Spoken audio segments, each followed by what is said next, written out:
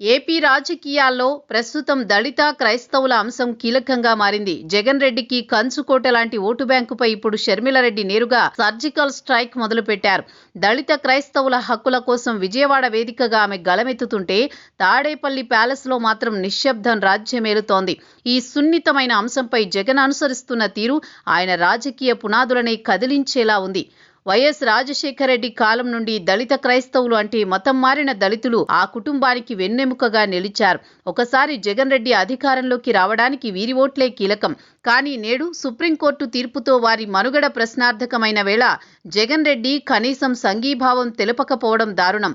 మావాడు మా కోసం నిలబడతాడు అని నమ్మిన వర్గానికి ఇప్పుడు జగన్ ముఖం చాటేయడం వారిని నట్టేట ముంచడమే అవుతుంది.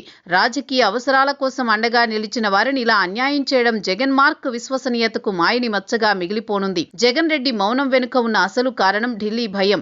కేంద్రంలోని బీజేపీ పెద్దలకు కోపం వస్తుందేమో అన్న భయంతో తన సొంత ఓటు బ్యాంకు ప్రయోజనాలను ఆయన బలిపీఠం ఎక్కిస్తున్నారు.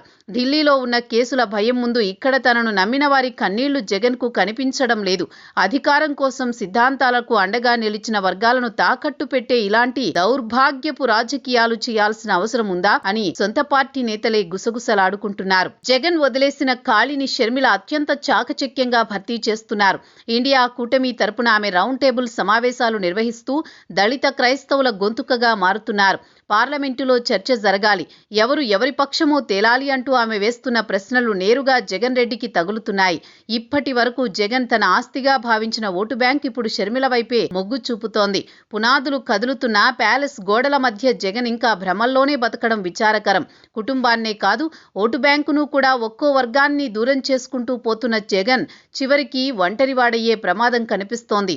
దళిత క్రైస్తవులకు అండగా ఉండేందుకు ముందుకు రాకపోగా కనీసం ఆ వర్గాల ఆవేదన వినే తీరిక కూడా లేకపోవడం ఆయన అహంకారానికి నిదర్శనం.